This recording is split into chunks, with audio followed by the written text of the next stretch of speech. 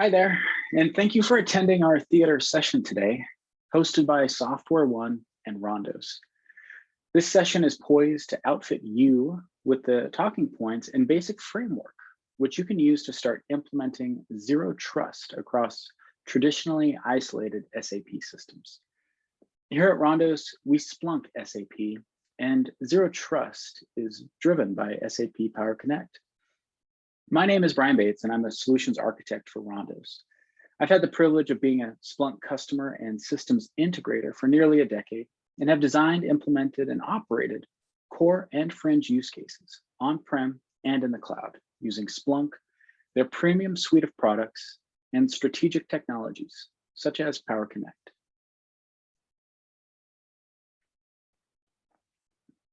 Here's a statement that makes us all shudder a little bit: a global shortage of skilled labor.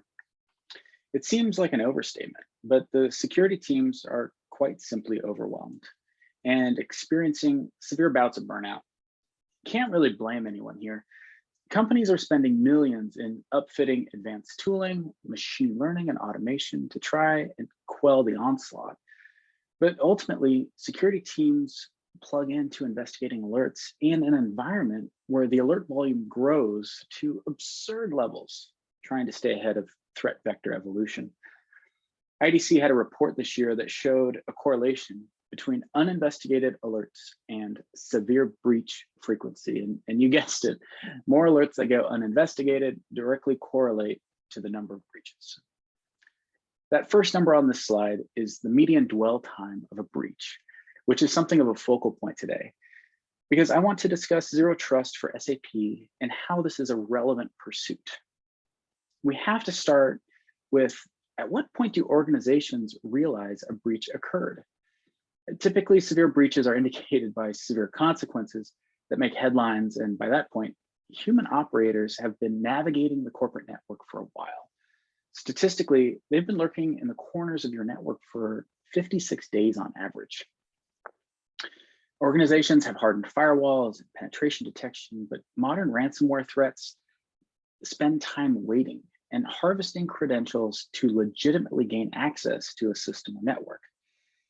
After a beachhead is established, the operators are searching, making lateral movements throughout the network in an attempt to discover the return on their investment or seek to escalate privileges, hunting for the crown jewels. We need to assess that movement and not rely on data exfiltration as the alert after a breach was realized. This is the justification behind zero trust, and it should be a part of your security posture for SAP.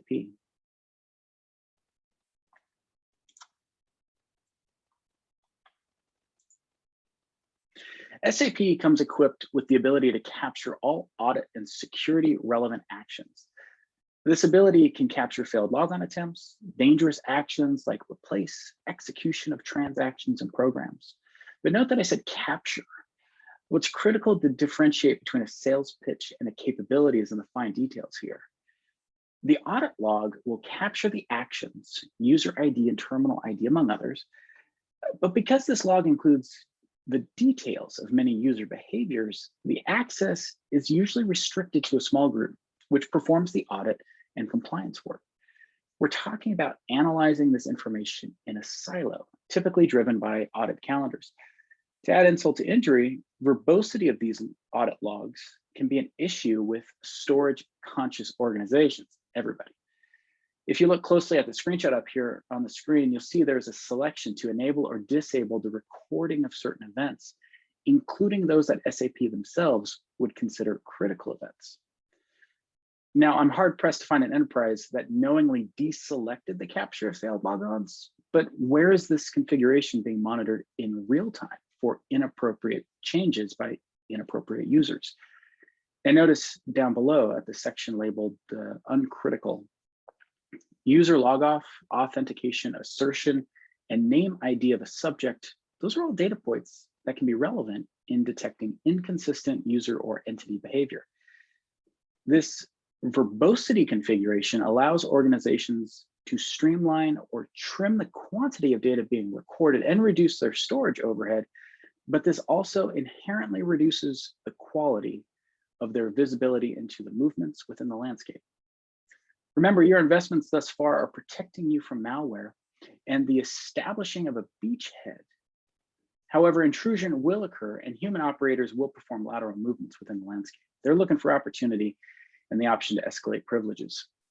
In many cases, that beachhead is established using valid credentials. And this cycle of secretive motion within the environment, that's what we have to defend against and detect that anomalous behavior before the data becomes encrypted or exfiltrated. Ignore my rudimentary PowerPoint skills here while I tell a story of a security operations center seeing warning activity within a web server, but not severe enough to warrant action priority. The SIM tool, with notable events being organized by risk-based alerting, has prioritized other activity over this because there is but one event. Perhaps it's not an indicator of compromise at this moment. But now let's glance over to that SAP team who's receiving an abundance of alerts, and there's no machine learning to file and sort. Their infrastructure teams want to save storage costs, so many events are no longer captured that are in the uncritical category. The SAP security teams do not see anything critical. Let's see that some unsubstantiated elevated privileges by a known and listed user may need to be addressed prior to the next audit, which happens to be a month away. From a bird's eye view, the SOC dashboard can illustrate these green, yellow, red metrics. However, the SAP team is responsible and generally operates independently, and that's due to that PII we're talking about. And so therefore, at that CISO level, SAP user and entity behavior, it's just this one big blue box with a periodic audit report. Traditional approaches may look something like this, where an organization is adopting a zero trust approach and begins seeing unscrupulous behavior at a specific application or service. And then the SAP security team also sees warnings within their audit tools. But these two teams assume differently because they're not comparing the different data sets, as behavioral analytics are not being monitored in real time at SAP. So now let's remove the veil of SAP and we see a collection of systems across hundreds of servers within an isolated network. It looks just like many other examples of enterprises the SOC is tasked with securing. In this case, the firewall doesn't indicate anything bad. The scenario here is that a bad actor used valid credentials to authorize and authenticate at the advanced planning and optimization system. And then during those 56 days of dwell, that operator was able to make lateral movements and escalate privileges to ECC. And that's where the sensitive information is finally exfiltrated to hold ransom. Truthfully, each of those actions independently could have been done legitimately for good reasons, up to the point that data was exfiltrated. Perhaps a contract worker needed to make a late night configuration change to prevent a table lock, which required privileges, which were normally restricted. Each individual event, let's say 3 in this example, they're all minor incidents that would be deprioritized for more critical events if assessed individually. However, when we bring that raw data to a common platform that enables the ability to correlate all that raw data, and not just some perception of the SAP event, we get the true episode of critical notables, and that initiates investigation and response, tying all of those little pieces together. You see, we can't do this without approaching SAP with the zero trust mindset of always assume breach and monitor behavior in real time. Truth be told, these indicators of compromise can be directly correlated when using a platform that aggregates them. Under the SAP hood is a massive landscape of users, devices, and applications, all transacting. PowerConnect can extract and forward raw data from each of the SAP systems. In this example landscape, we have CRM, ECC, a couple warehouse management systems, and APO. User and application behavior monitoring at each application server encompasses all transactions between these apps and databases. ECC and APO report similar indicators, and these can then be normalized within Splunk. It is only when the data is combined with the SIM tool that those IOCs that we realize the threat is much more serious. So we want to take steps to achieve this level of visibility and capability, but we have to assess where we begin. You need to look in the mirror as an organization to determine what level of maturity you have. And sometimes this means asking the difficult questions and challenging the status quo. Zero trust is as much about mindset maturation as a technological one. Do you have the stakeholders enabled to take a visual like this and prompt the right action? If I had to boil this page down into one statement, it would be that last green box on the right, a whole of organization approach. Transformation is about talent as much as technology. And so when you bring these initiatives, you have to ask, do you have the right players in the game? Because at first it may take effort getting infrastructure and applications in SAP all at the same round table to have a down-to-earth moment. So let's look at some of the tools you can use to begin or advance your conversation with your teams. The quality of data feed will determine the quality of actionable information for the security teams. You've probably seen similar visualizations like this one before. We at Rondos what we've done is construct a series of pillars where we're essentially breaking zero trust data sources down into segments that apply in the SAP world.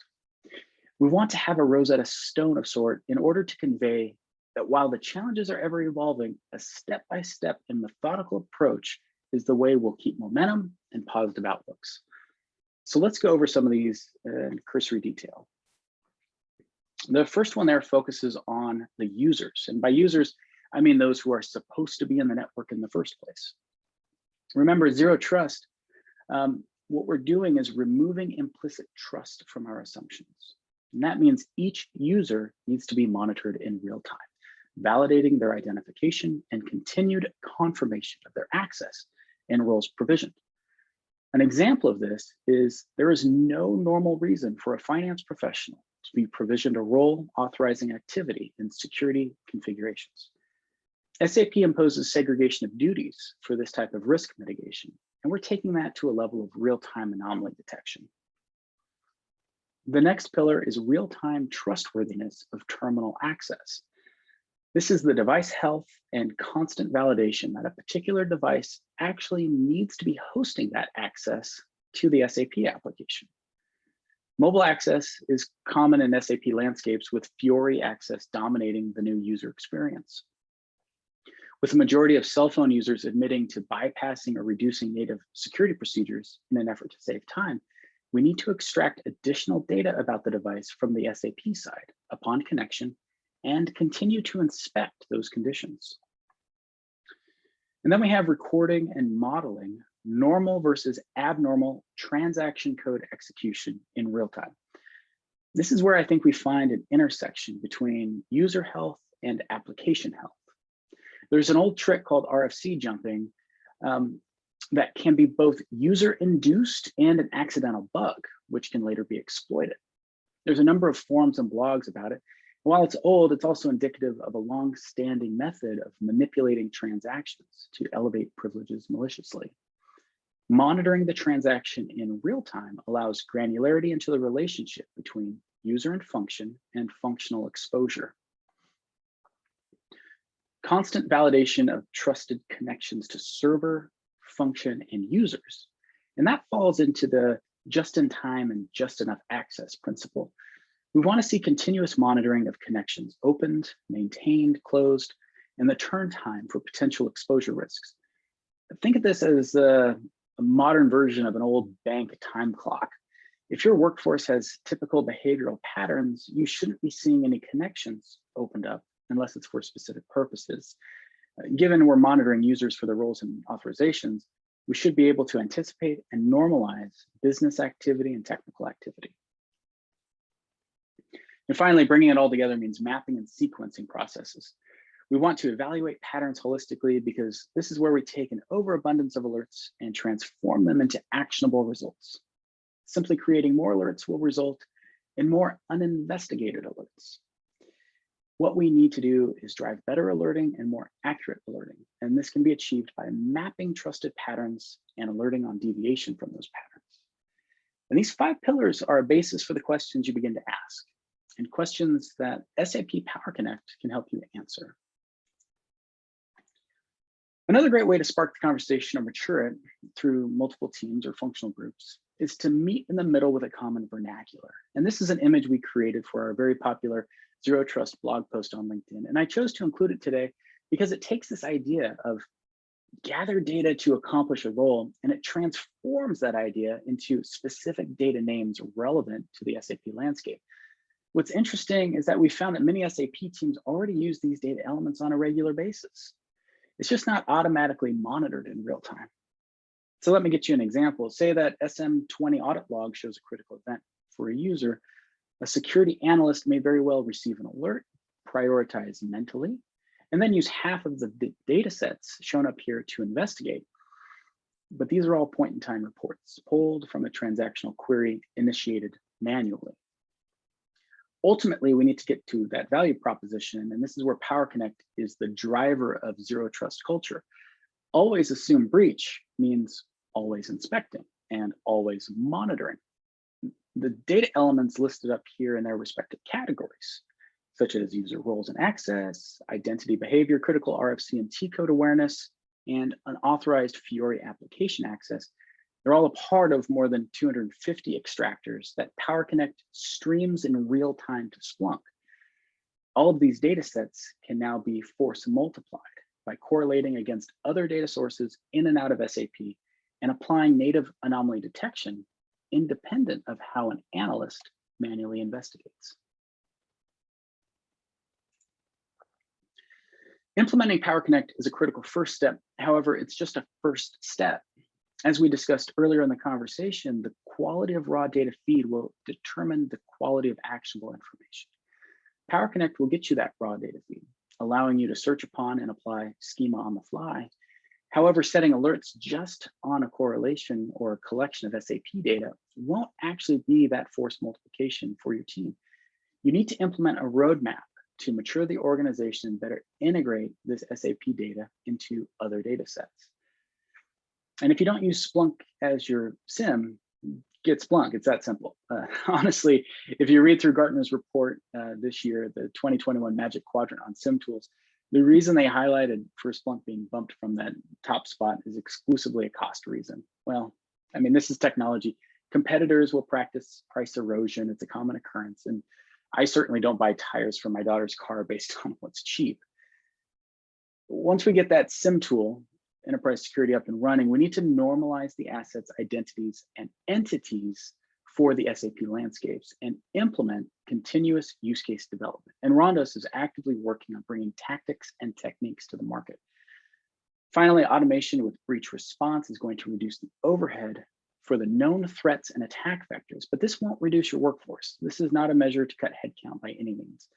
The innovative mind of humans needs to be nurtured and encouraged to investigate and develop countermeasures for threats that are still being engineered. Your teams can only get ahead if they implement technology to keep the cycle of innovation response going. So how do these practices make it into real life scenarios? You know, fortunately, we here at Rondos have been implementing this for years now, and we have a library of success stories that drives both a validation of the technology, but also lessons for maybe a prescriptive approach for those customers needing insights and advice. This is from a customer that was experiencing fraud with rush orders in SAP. An employee within the company had an inappropriately elevated privilege.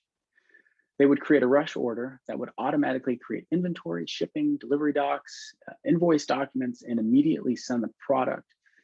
But this employee was savvy enough to blow away the entire document tree before the invoice was processed, leaving investigators with a single IDOC, which showed that an order had in fact been deleted. And there was no other information available within SAP or the native SAP security and logging tools. No address, product out, or associated billing information was searchable within the landscape. It's a pretty scary situation, and you can imagine the sense of urgency. Rondos was asked to come in and stand up the SAP security solution for order behavior analytics. A team of certified SAP and Splunk security consultants stood up SAP PowerConnect in ECC and provisioned a cloud stack of Splunk in a few days.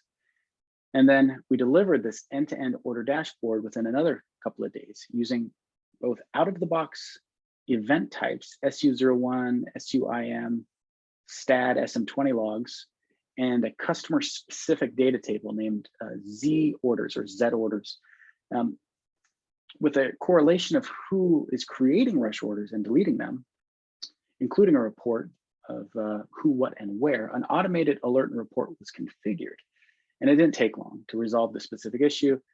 And now that customer has a more robust security posture with that advanced behavior analysis living within SAP. So we're going to wrap up here. It's been a great theater session, but a quick side note on Rondos. In addition to our primary mission as the premier North American implementation partner of Splunk for SAP, we staff a fully accredited Splunk practice. In fact, we stand up enterprise security and the rest of the Splunk security suite on a regular basis. All of our consultants and engineers are certified for both on-prem and cloud. Securing SAP requires advanced knowledge and practical awareness, and that translates well into most security operations centers, whether or not they work with SAP data. So my call to action is simple for you today. If you're an SAP stakeholder, go check out Splunk Fundamentals 1. It's a free online self-paced course. It'll teach you everything you need to know about searching data within Splunk, building alerts and reports. And then sign up for a monthly webinar. And this is where we'll take you on a deep dive into customer case studies and use cases, which articulate how the software has gained its reputation in the community over the last 10+ years. But ultimately, I want to hear from you when you're ready to take your Zero Trust initiative into your SAP landscape. So let's set up a call with a personalized demonstration. We use real SAP data that we at Rondo synthesize on a multi-cloud SAP to Splunk stack. We do all of this in real time. Email us info@rondos.com, find me on LinkedIn, or check out my conf profile. Thank you so much for attending today. Don't forget to check out our other sessions focused on SAP data. Just go to your session planner and type in SAP. We have fantastic material around IT ops and customer success stories. Bye-bye for now.